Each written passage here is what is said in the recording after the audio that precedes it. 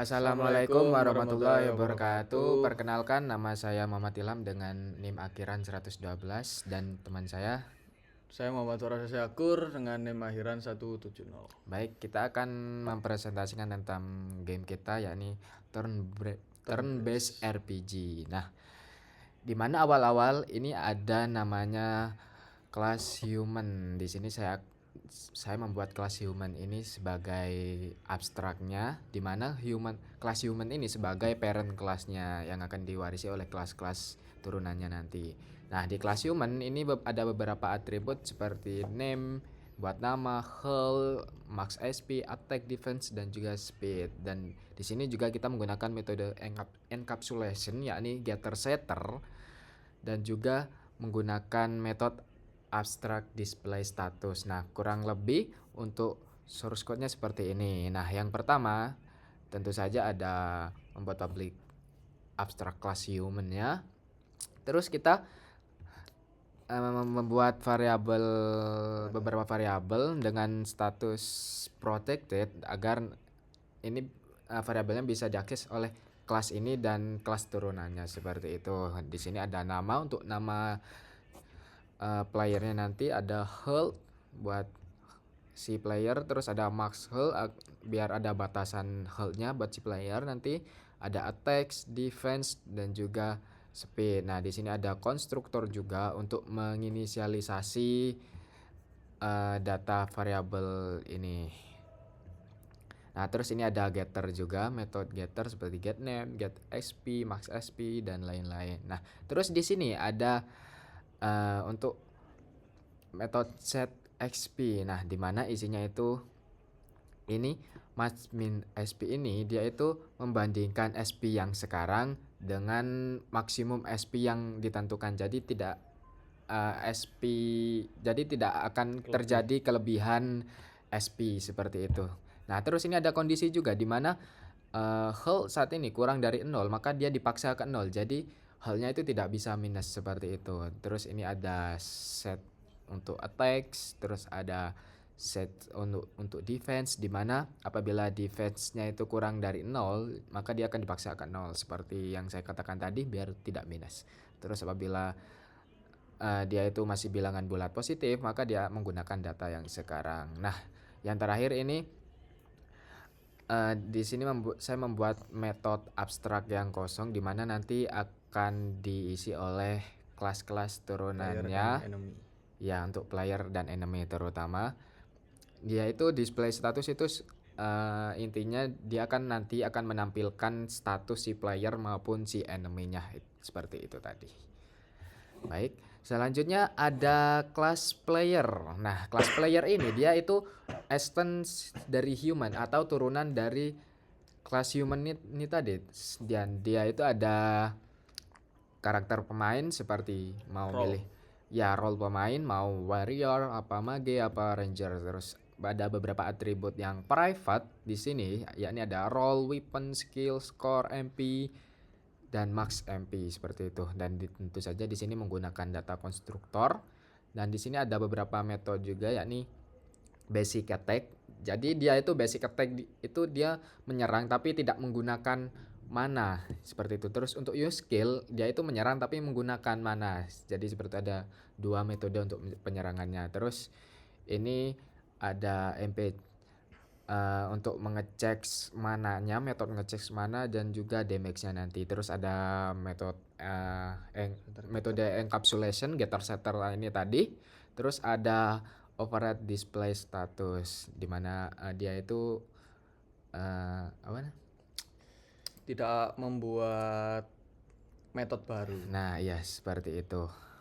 Kita langsung ke kelas player. Nah, di sini sudah tadi kelas player, di mana player ini adalah turunan dari kelas human. Kita membuat variabelnya private agar bisa diakses hanya oleh kelas ini saja, seperti membuat variabel seperti role buat role-nya, terus weapon, terus skill, score, terus MP. MP ini adalah mana atau daya atau energi si player ini nanti. Terus max MP ini untuk menyimpan data batasan mananya, maksimum mananya.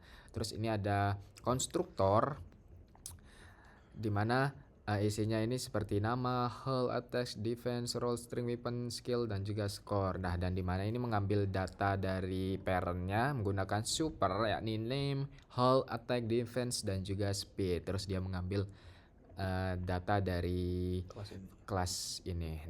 Terus ini saya menentukan maksimum mananya itu 50, dan juga ketika game baru dimulai itu juga dia 50 seperti itu. Terus selanjutnya itu ada metode basic attacks untuk si menyerang enemy. Dimana isinya yakni kita mengeluarkan shot, memanggil nama, terus menyerang biasa, terus memanggil si weaponnya. Weapon menggunakan weapon apa. Terus membuat variable damage attack saat ini terus dikurangi oleh defense-nya si musuh. Terus ini ada kondisi apabila damage-nya itu kurang dari 0 maka damage-nya akan dipaksa ke 0 agar tidak negatif seperti itu. Terus kita mengset SP musuhnya. Nah, itu dari mengambil SP dari musuh enemy saat ini. Nah, dikurangi dengan damage yang terkena oleh saat ini seperti itu. Terus ada shots, dia mengambil name si musuh, terus terkena damage, value damage-nya itu berapa. Seperti itu. Terus di sini ada metode boolean use skill, di mana use skill ini dia itu menyerang tapi menggunakan mana. Nah, yang pertama itu ada kondisi apabila mananya itu kurang dari 15 maka akan mengeluarkan miss 6, di mana mana itu tidak cukup dan membutuhkan 15 mana, di mana minimum mana yang ada untuk menggunakan use skill ini harus 15 seperti itu. Terus returnnya otomatis false. Nah, apabila mananya itu lebih atau sama dengan 15 maka dia akan menjalankan kode ini. Mana saat ini dikurangi atau sama dengan 15 seperti itu. Terus menampilkan shot, mengambil data nama dan role-nya apa, terus melepas skill, mengambil data skill yang dipakai itu apa, seperti itu. Terus buat variable damage. Nah, di sini kita menggunakan namanya itu integer casting. Jadi untuk kita membuat value atau nilai damage-nya itu mengambil dari data attack saat ini dikali 1,5. Nah, kenapa kita tidak ke 1, kenapa tidak ke 2? Karena kalau 1 untuk damage itu terlalu kecil, sedangkan kalau 2 itu terlalu besar. Jadi kita mengambil tengah-tengah itu 1,5. Nah, terus karena 1,5 ini angka desimal, maka kita untuk mengembalikannya itu harus bilangan bulat, tidak bisa kalau desimal. Maka digunakan tipe metode integer casting seperti ini sintaknya. Nah, terus dia dikurangi oleh defense-nya si musuh seperti itu. Nah, ini ada kondisi juga agar tidak ke minus. Nah, terus dia set SP-nya si musuh dengan mengambil SP si musuh dikurangi oleh damage yang terkena. Terus menampilkan shot, mengambil data nama musuh, terus terkena dan mengambil data damage-nya berapa, dan mengambil data SP-nya si musuh. Dan tentu saja return-nya itu true. Nah, di sini ada metode get-nya juga untuk mengambil beberapa data variabel seperti score, roll, skill, dan mana itu tadi. Nah, di sini ada set mana, di mana mana saat ini dia itu dibandingkan agar dia itu tidak ke minus. Makanya di sini di set max itu 0. Nah, sedangkan ini dia itu membandingkan mana saat ini dengan maksimum mananya agar tidak terjadi kelebihan mana seperti itu.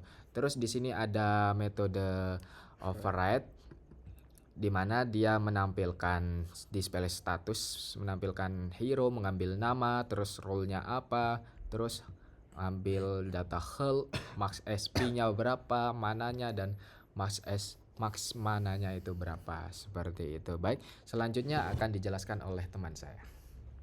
Oke, selanjutnya saya akan menjelaskan untuk kelas enemy ya, yang dimana enemy ini adalah subkelas dari human. Oke, jadi yang pertama ada bos musuh atau enemy lah ya, dengan atribut private, level, attack pattern yang pastinya menggunakan konstruktor juga, metode juga attack player yang akan menyerang ke playernya ini, dan dia memiliki attack patternnya itu acak kritikal, serangan kritikal, melakukan self healing dan normal attack, dan juga override ya seperti yang dijelaskan teman saya tadi, agar tidak membuat, dan override ini tuh mengambil dari abstract human tadi ya, implements, dan override ini untuk tidak membuat metode baru. Langsung ke kodenya. Jadi di sini kita pakai random ya untuk enemy-nya. Jadi kita pakai random. Kenapa pakai random? Karena kita untuk terrain tuh ada 3 ya.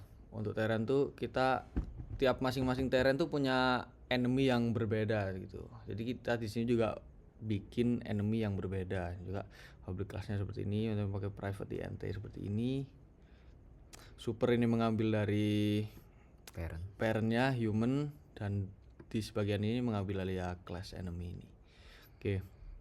Untuk tag playernya sendiri yang menyerang ke player, kita memakai randomisasi, dan ada action chance atau move yang akan dilakukan oleh enemy-nya, atau kita ibaratnya AI-nya enemy-nya lah gitu. Jadi akan mengeluarkan outprint seperti ini, mengambil nama enemy, level dari enemy, dan mengambil tindakan apa gitu. Dan ini tuh action pertama ya. Jadi action pertama ini akan melakukan boom, mengambil nama enemy-nya, melancarkan serangan kritikal seperti yang saya bilang tadi.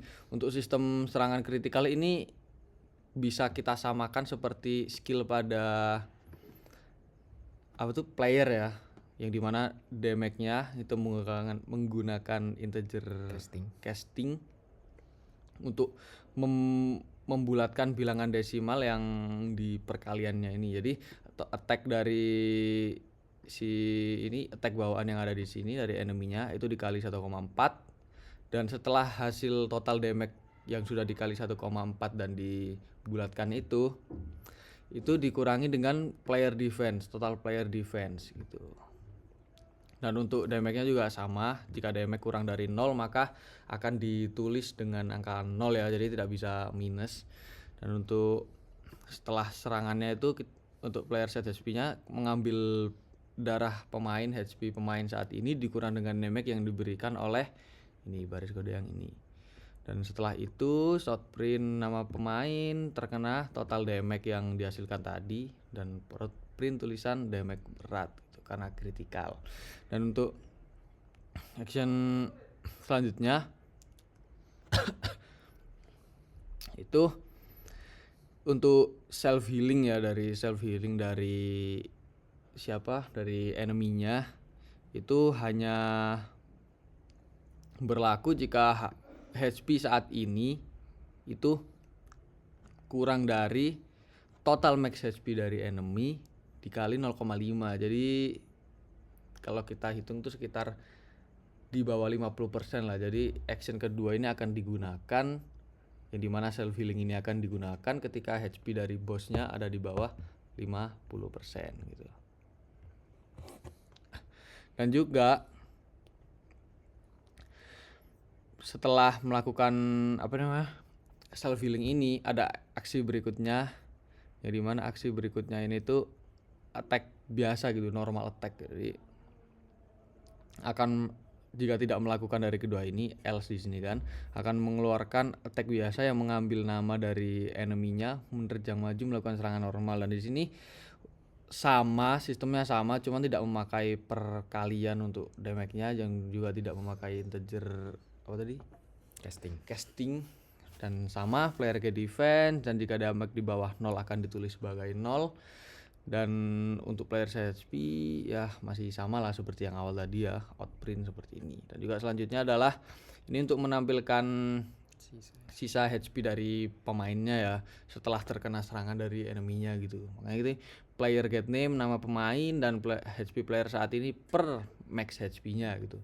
Dan tetap pakai override seperti yang saya bilang tadi, pakai override agar tidak membuat metode baru, yang dimana override-nya sendiri itu akan memunculkan print boss, nama boss, level, HP per max HP si bosnya gitu. Oke. Selanjutnya ada usable item ya. Di sini kita usable item itu memakai interface yang menggunakan metode ini use player, class portion-nya implement dari usable item ini dari interface-nya.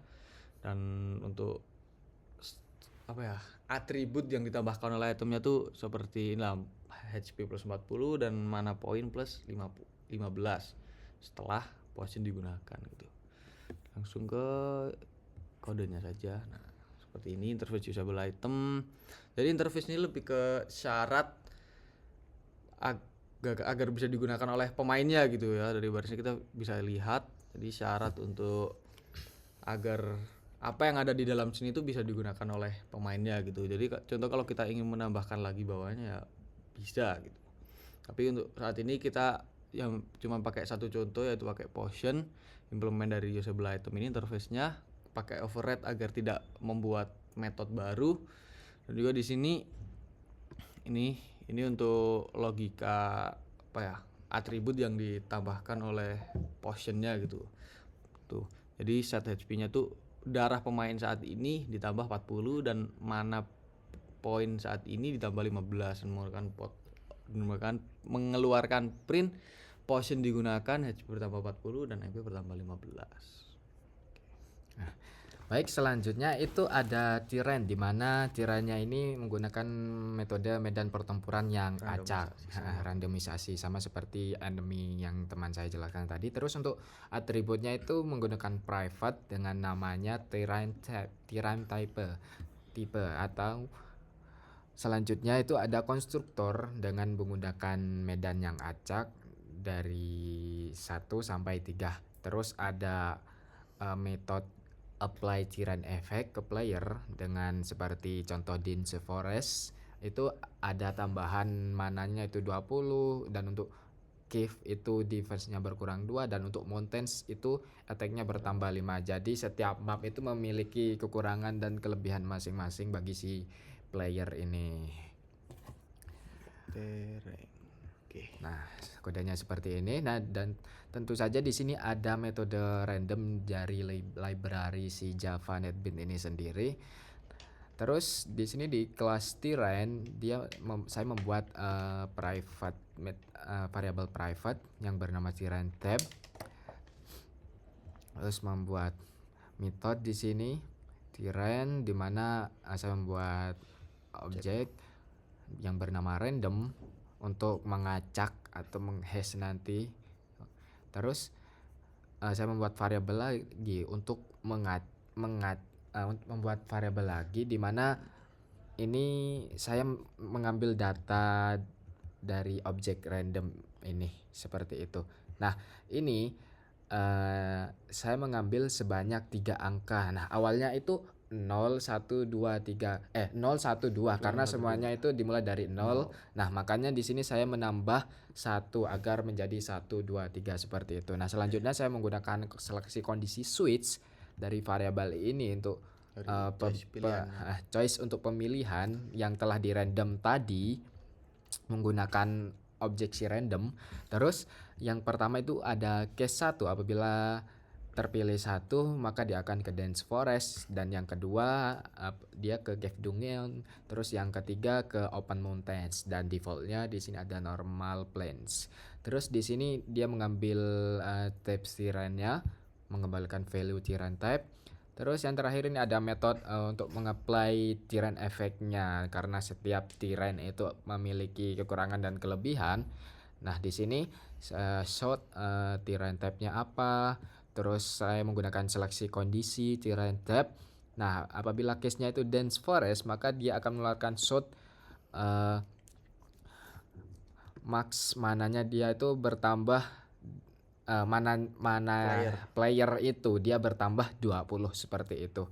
Ini untuk kodenya player dia mengambil dari kelas player, set mananya mengambil mana terus ditambah 20 seperti itu. Untuk cave, nah ini dia mengambil mengeluarkan shot dan menurunkan defense sebesar 2. Dia mengambil mengambil dari kelas player. Terus untuk set defense-nya, yakni defense saat ini si player dikurangi 2. Terus yang terakhir itu open mountains, dia mengeluarkan shots, terus dia akan plus 5 attack-nya dari kelas player set attacks. Nah, terus player mengambil dari apex-nya si player saat ini ditambah dengan 5 seperti itu. Baik, yang terakhir kita ke kelas yang terakhir ya, ini gameplay atau mainnya langsung saja. Coy. Jadi untuk yang pertama ini untuk sebagai main method ya gameplaynya, kita pakai scanner. User itu